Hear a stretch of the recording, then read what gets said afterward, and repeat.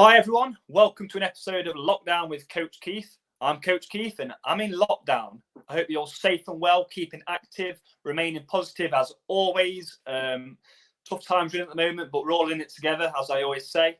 So I'm going to bring a guest on today, another local lad, a lad I'm sure a lot of you will know. Let's bring him in, Paralympic swimmer, Ollie Hynd. How you doing, mate? Ollie.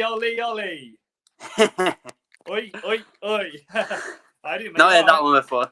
Yeah, I'm good, mate. How are you? All good, mate. All good. So, first of all, how's lockdown treating you? Yeah, it's not too bad. To be honest, at first I was having a really good time. Just kind of enjoying slowing down a little bit. I think, we've never really been in this position, obviously, before where things just go to a halt. And, obviously enjoying a bit of a slow pace of life, but bit weird now. Miss being in the pool and being in like a normal routine, but is what it is, I guess. Yeah.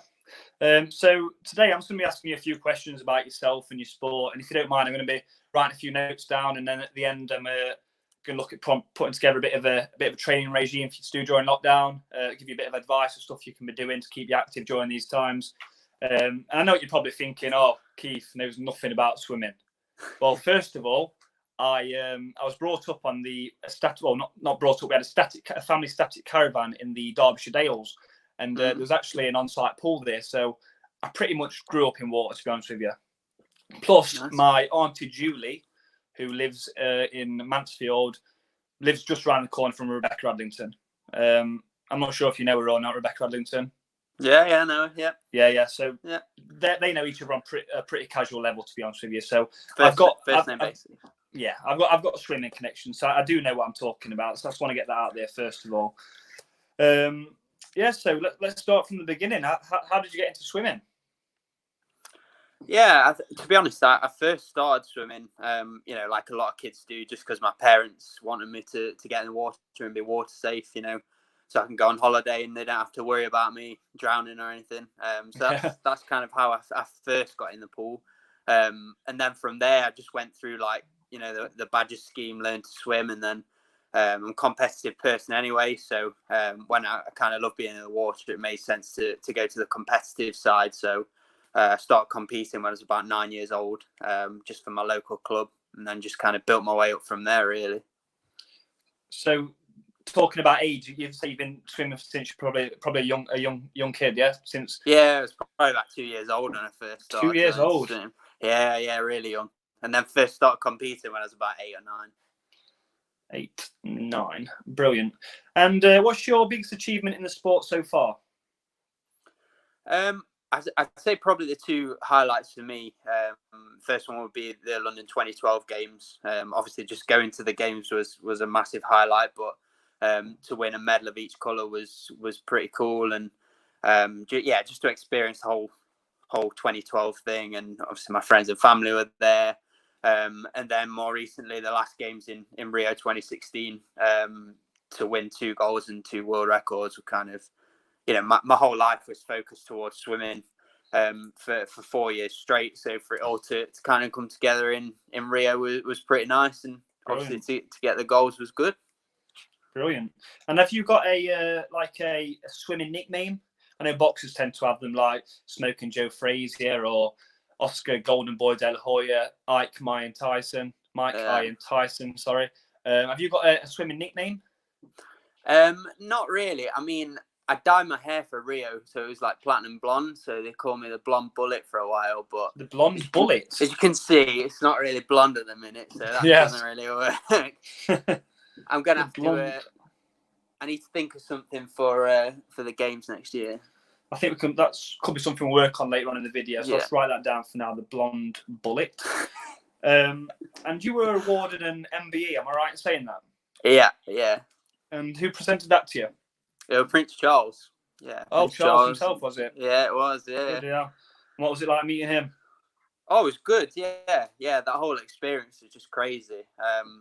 I've been lucky to go to the Palace a few times since then as well. So, it's just it's surreal just getting to go to Buckingham Palace and experience that. Obviously, just from swimming, it's something that's been quite normal to me for my whole life. So, yeah, to be able Does, to get to experience that was mad. Does Charles do any swimming himself? Did you speak about swimming?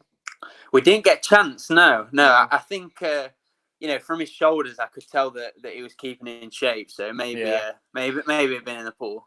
Probably at his age, he'd probably have to stick some armbands on or something just to be sure, because it's on the older age of the scale. And so with this MBE, what can you actually do with it? Can you get into like nightclubs, or how does it work? Is it? You know what? I've never tried that one. I don't know, to be honest. You get a little, like a smaller version of the actual MBE that you're supposed to wear, like at events and stuff. But I've never actually worn it, so I don't know if I get any special treatment. But one thing I do have, I've got the freedom of Mansfield, and that means I can actually herd cattle through the town. Right. And there's a room, I don't know if this is true, but apparently I can use anyone in Mansfield's toilet, and then legally not allowed to say no. What, just pop round the house and say, "Excuse me, I've got a medal, I'm going to your toilet, pal"? Apparently, yeah. Do get my hands on one of those. And you've also got a brother, Sam, who used to compete as well, haven't you? Talk to me about the competitiveness between you two there. Yeah. Obviously, my older brother, he used to swim. He went to the Beijing Games 4 years before London. So obviously, he, I don't like to give him too much credit, but he definitely inspired me to want to do it myself and go to London 2012. But we were really competitive. Obviously, growing up, we were really competitive as well. So when we got to actually race each other head to head, on the world scene, it was pretty good. And I got the best of him most of the time, so it made it even better. I know what you're saying there. It definitely brings out the best in you. I've got my brother, Keith Jr. It's a bit confusing. Our dad's called Keith Senior. His first son, my older brother, is Keith Jr. And I'm just Keith. Right. But, growing up, we used to have some right tussles, and I say to a lot of people, it's those days that made me the person I am today. It really does bring that competitiveness out of you, like you said there. So I totally agree with that. Writing some more messages down here, so keeping on top of it all. So when you're on holiday, you swim in the sea or the pool? Bit of both, to be honest. I mean, I wouldn't say I necessarily train when I'm on holiday. Just going for a nice little dip and cool down. Might do a few lengths, but nothing too strenuous. I don't mind going for a bit of a sea swim, but I'm a little bit scared of the sea because you don't really know what's underneath you. But definitely prefer it in the pool. Crabs and stuff nipping at your toes, and that's quite painful. You just never know what's under there, do you? It's murky most of the time, so definitely big risk. And is it trunks or speedos you tend to wear? Speedos, yeah. Speedos. The team speedo athlete, so speedos all the way. Good. Sorry, some of these questions might seem a bit random, but it just helped me put together a training plan at the end. Speedos. And something I've read a few times on different articles and stuff, that swimmers tend to shave their legs and shave certain hairs of the body because it helps them swim quicker. Is that something you do? Is it true or false? Or yeah, Keith, that's true. I mean, for when we get to the major competitions, basically the rule is anything that's not covered by the suit as they go. So completely shaved down. As you can see at the minute, I'm a little bit more hairy than usual when I'm racing, but yeah, that's usually how it goes. Everything's gone. Not quite gone for the head yet, but maybe next year that'll go as well. It's a good point, because you also wear them funny little hats, don't you? Is that just to keep the hair out of your eyes, or does it slow you down, or how does that work? Just streamlined, to be honest, mate. Yeah, like streamlined. That's the word I'm looking for. Yeah, and that's what it's all about in swimming. You want to be as streamlined as you possibly can and efficient. That's what you want to be, efficient. Streamlined / efficient. Yeah, that's the one. Is it fish as in like fish, like the fish in the sea? Efficient. Yeah. I think it's like double. It counts as both. So. Fish. Yeah, that's the one. And how long can you hold your breath for? Good question. I don't know, to be honest. I've never actually timed myself and tested it out, but I think I could hold it for a pretty long while. Yeah. All right. A couple of minutes. Yeah. Just write that down here. So I think that's it for the questions. Now I just need to sort of look at things we can work on going forward. I think one thing that sprung straight to my mind is the fact you haven't got a nickname other than the Blonde Bullet, which currently doesn't stand. No. Yeah, put me on the spot here with this. Obviously, it's pretty much live as you can tell. So I'm just having a quick think. Hynd. What about something, Ollie? I'm in your mind, Hynd. I like it. Mind games are essential in sport. That's not a bad one. What about Ollie? Not behind, Hynd. But that would only work if you're winning, because if you're not winning, it probably has to be Ollie. Probably sometimes in front, sometimes might not be behind Hynd. It doesn't work, does it? So it needs, if you're winning, it can be Ollie not behind Hynd. But you do need to be getting gold medals on a regular basis for that one. It's a bit risky, isn't it, that one? Yeah, it shows confidence though, and confidence in sport is essential. That's true. That is true. So I'll just write that down here for now. As a temporary name, Ollie, not behind, Hynd. And these breathing techniques that you say you've not worked on before, I think that's something we should definitely work on during lockdown. I mean, I do it quite a lot. I go in the bath, go under the water, time myself, because it's really good for lung capacity. And I think my best time was about 1 minute 48, but then my nan did have to pull me out of the water when I blacked out.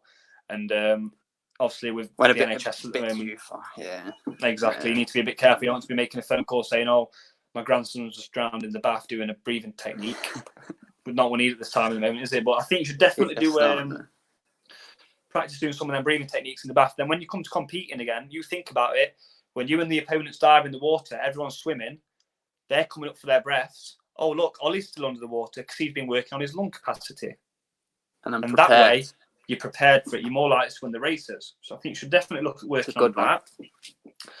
I think what you should also do, I'm not sure if you're doing much of this at the moment, but a lot of exercise in your back garden. So your sit-ups, your press-ups. But I think to keep these in sync with your swimming, do them all in your goggles. So when you're on the back garden exercising, put your goggles on. That's a good idea. I've not thought about that one, actually, yeah. Exactly. Yeah. And if you're going for a run, maybe pop your trunks on and a T-shirt and go for a run in your trunks. Yeah. Again, wearing your goggles. Is that something you've done before, or...?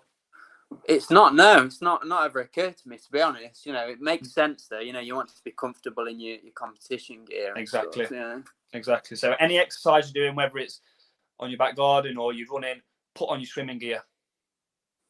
Okay. I'll bear that one in mind. A bit of advice I'll give to you there. I think going forward as well, after lockdown, have you ever heard of centre parks? Yeah. I mean, I'm quite lucky in the fact, my aunt Julia, I mentioned earlier, she actually works at centre parks, so I get day passes quite regularly. But if you can manage to get hold of a day pass and go into centre parks, they've got a lovely subtropical swimming water park. It's absolute paradise. I think I went there when I was a kid, actually. Yeah. Oh, you've been before, have you? Yeah. Yeah. Oh, brilliant.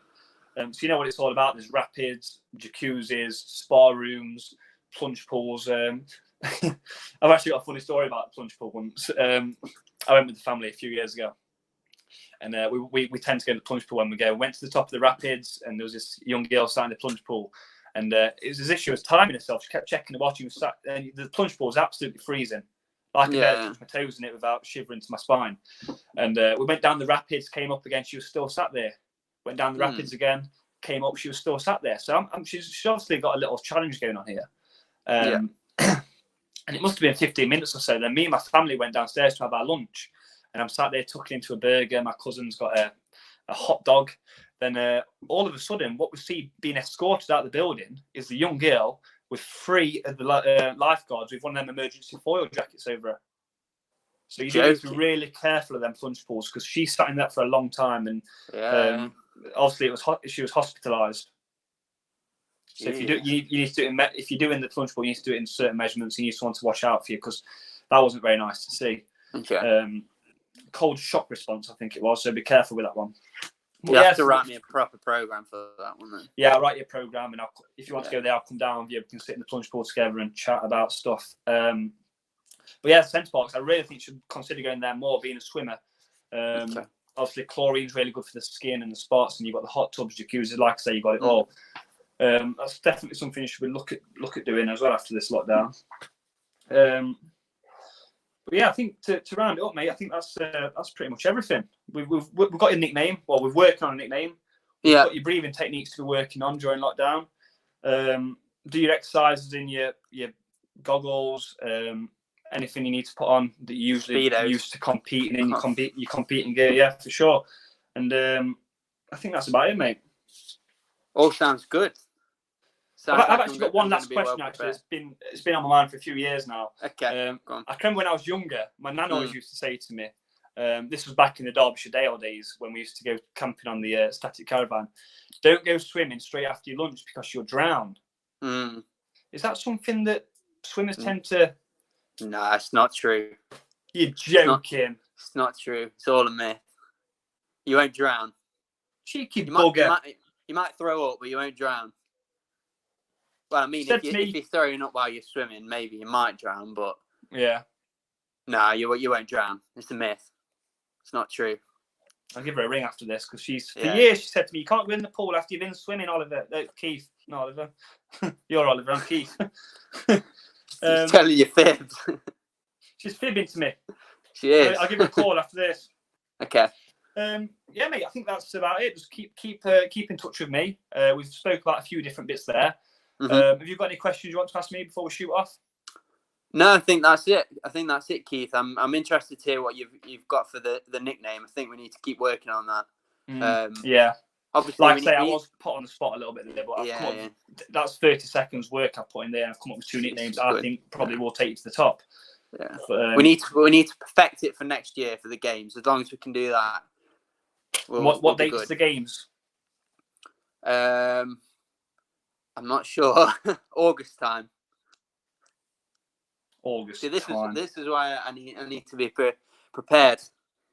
Do you use a journal at all? Do you keep track of your like a diary to keep track of your training, your diets, your feelings? Do you write a lot of this stuff down?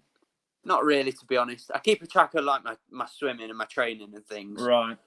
But yeah, that's about it. This might be a good time to go a bit more deeper into that during the lockdown. Then start documenting a lot more about your feelings, the stuff you're doing, the stuff you're eating. Express yourself within a diary. I think that's another bit of advice we've got for you there.